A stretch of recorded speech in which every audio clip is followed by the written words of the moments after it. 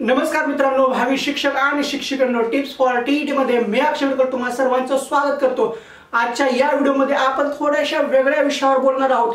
म्हणजे जे काही आपण व्हिडिओज टाकत असतो त्या व्हिडिओमध्ये किंवा कमेंट बॉक्स मध्ये म्हणा किंवा पर्सनल मेसेज करून प्रत्येक ठिकाणी एकच कॉमन प्रश्न विचारला जातो आणि प्रत्येकाचे जे काही प्रश्न आहेत ते सर्व जवळजवळ कॉमनच असतात।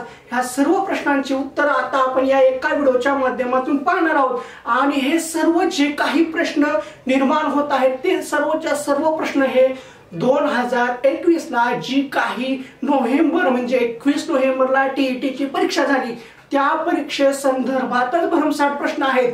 आता ह्या सगळ्या प्रश्नांची उत्तर आपण ह्या व्हिडिओच्या माध्यमातून पाहणार आहोत। म्हणजे जे काही प्रश्न आहेत ते तुमचे थांबतील आणि ते प्रश्न थांबले म्हणले तर मग पुन्हा तुम्हाला पुढे काय करायचं त्या दृष्टिकोनातून थोडीशी माहिती होऊन जाईल। आणि एकदा हा प्रश्न थांबले, जे काही तुमचे प्रश्न आहेत त्या प्रश्नांची उत्तरे भेटली तर मग हे प्रश्न वारंवार तेच ते प्रश्न विचारले जाणार नाहीत। आता जे काही प्रश्न विचारले जात आहेत त्यातला सर्वात पहिला महत्त्वाचा एक प्रश्न आहे, जी काही 2021 ला 19 नोव्हेंबरला टीईटीची परीक्षा झाली त्याची फायनल आन्सर की कधी येणार। त्यानंतरचा दुसरा प्रश्न आहे की टीईटीचा रिझल्ट कधी लागेल।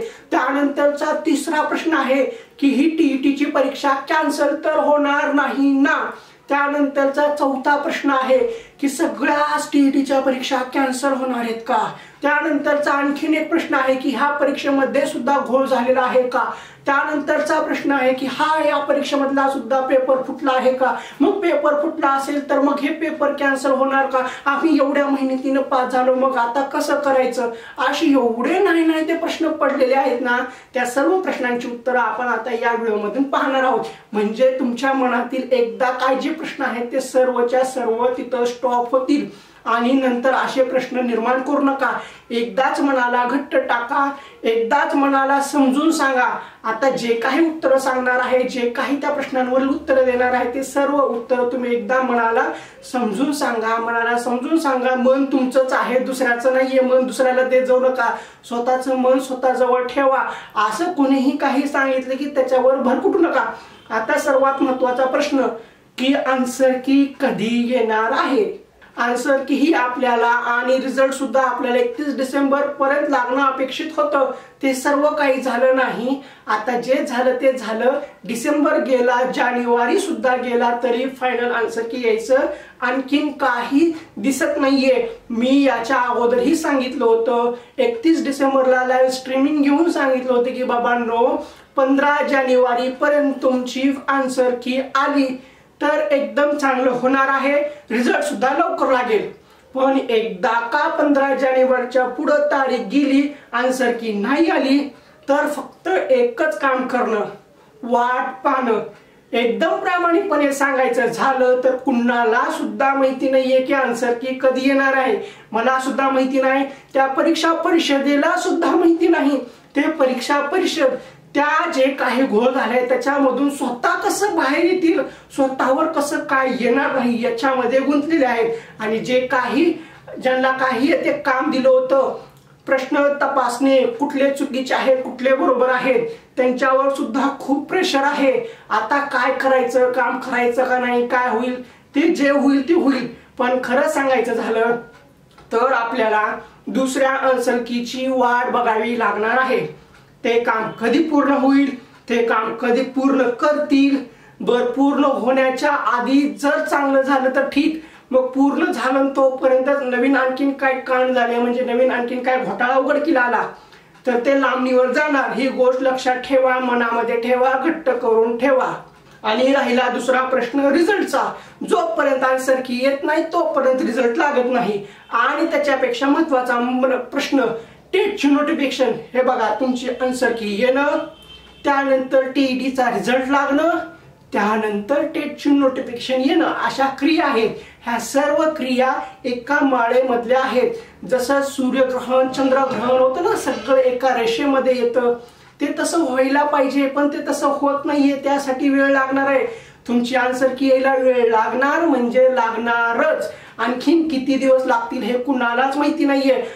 ज्या दिवशी येईल त्या दिवशी विश्वास ठेवा। आणि आता कुणीही उठून व्हिडिओ टाकल, काही करल आन्सर की बद्दल एकच व्हिडिओ सांगतात, आज येईल, पुढल्या आठवड्यात येईल, 4 दिवसांनी येईल, कुणालाही माहिती नाहीये कधी येणार आहे ते. त्यामुळे एक लक्षात ठेवा, आता कोणीही सांगितलं की आन्सर की 8 दिवसात येणार आहे, आन्सर की 4 दिवसात येणार आहे, तसं काही होणार नाही. ज्या दिवशी येईल त्या दिवशी नोटिफिकेशन येईल, त्या दिवशी तुम्हाला समजून जाईल. त्यामुळे असल्या भानगडीमध्ये पडू नका, रिझल्टच्या सुद्धा भानगडीमध्ये पडू नका. रिझल्ट लागल तवा लागल, आन्सर की आल्यानंतर पुन्हा रिझल्ट लागल आणि मार्क मेमो सुद्धा लवकर मिळणार नाहीत. आणि याच्यातून आणखीन एक लय भारी प्रश्न येतो, तो कुठला? सर टीईटीची आन्सर की आली नाही, टीईटीचा रिझल्ट आला नाही, मला वाटते मी पास होतो, मला वाटत नाही की मी पास होतो, मग मी आता टेटचा अभ्यास करू का नको? आता ह्या प्रश्नाला माझे एकच उत्तर आहे की भूक लागल्यावर आपण जेवतो का नाही? जेवतोच ना. का उपाशीच बसतो का? तसं जेवण सोडून देतो नाही ना. आणि तहान लागल्यावर आपण पाणी पितो, तहान लागल्यावर विहीर खोदतो का नाही? पाण्याचं अगोदरच नियोजन करून ठेवलेलं असतं. म्हणून सांगतोय, टीईटीचा रिझल्ट कधी येईल, आन्सर कधी येईल आणि टेट नोटिफिकेशन कधी येईल, ह्या गोष्टी महत्वाच्या नाहीयेत. अभ्यास करणं हा महत्वाचा आहे. टेटची परीक्षा होणार आहे, आपल्याला ती द्यायची आहे, त्या दृष्टिकोनातून अभ्यास करणं महत्वाचं आहे. मग का आता टेटची नोटिफिकेशन आल्यानंतर मी अभ्यास करतो, नापास, सरळ सरळ सपशेल तिथं नापास, नोकरी लागत नाही, हा विषय डोक्यामध्ये टाका. टेटची नोटिफिकेशन आल्यानंतरच मी अभ्यास करतो, पॅटर्न काय असेल ते पाहून मी अभ्यास करतो, तर त्या क्षणी तुम्ही नापास आहात, स्पर्धा परीक्षेमध्ये टिकणार नाहीत. ही परीक्षा तुमच्यासाठी नाहीये. बोरिया बिस्तर बांधायचा, सरळ घरी जायचं, अशी विचार करायचे नाहीत. अहो, कुठलीही परीक्षा द्या, कुठलीही स्पर्धा परीक्षा असू द्या, सर्व परीक्षेसाठी सिलेबस सेम असतो. मराठी, गणित, इंग्लिश, बुद्धिमत्ता, विज्ञान, इतिहास, भूगोल सर्व असतो. फक्त एखादे दुसरे चॅप्टर, एखादा दुसरा घटक वेगवेगळा असतो. आपण आपली तयारी करून ठेवायला पाहिजे. नाटी नोटिफिकेशन आली मग अभ्यास करतो, पुन्हा म्हणायचं की पेपर खूप अवघड होता म्हणून मी पास झालो नाही. पेपर अवघडच असतो, त्या दृष्टिकोनातूनच अभ्यास करायचा असतो. म्हणून सांगतोय, टीईटीचा रिझल्ट, आन्सर की, टेट नोटिफिकेशन, परीक्षा कधी होईल, सिलेबस काय असेल, ह्या गोष्टींकडे लक्ष देऊ नका. आता जे काही नवीन 2021ला टीईटीची परीक्षा दिलेल्या आहेत, पास होणार आहे, त्यांना 100% माहिती आहे मी पास होणार आहे. तर मग बाबांनो, ह्या गोष्टी त्या बाजूला, अभ्यास करा. टेट महत्वाचे आहे, टेटचा सगळा अभ्यास करा. काय विषय आहेत सर्व पहा, त्याच्यामध्ये काय लागते ते सुद्धा टाकलेलं आहे, लय सोपं करून दिलेलं आहे, ते पहा, अभ्यास करा आणि अशा विषयाच्या नादी नको. आणि जे काही बाउंड्रीवर आहेत, म्हणजे कास्टवाले 83 वर आहेत, ओपनवाले 90, 89 याच्यामध्ये अडकले आहेत पासिंगसाठी, त्यांनी सुद्धा विचार करू नका. हो, टेटचा अभ्यास करा सध्या.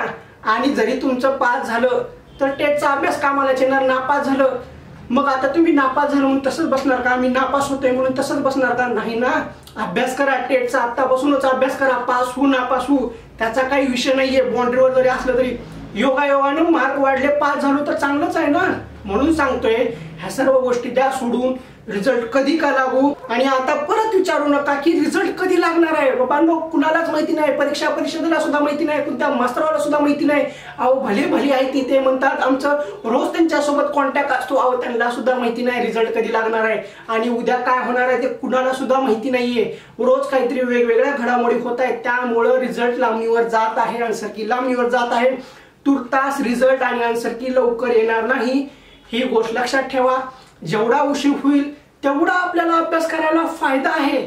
आन्सर की उशीर आली, 15 दिवसांना आली, ती 15 दिवस आपल्याला अभ्यास करायला भेटतात. त्यानंतर 1 महिना लागतो रिझल्ट यायला, मग आपल्याला जवळजवळ 1.5 महिना मिळतो अभ्यास करायला. आणि मग नोटिफिकेशन येईल, नोटिफिकेशन आल्यानंतर 45 दिवस मिळतात. म्हणजे आपल्याला 3-3.5 महिने भेटल्यासारखे भेटतात अभ्यास करण्यासाठी. त्यासाठी अशा गोष्टींकडे लक्ष देऊ नका, अभ्यास करा बस.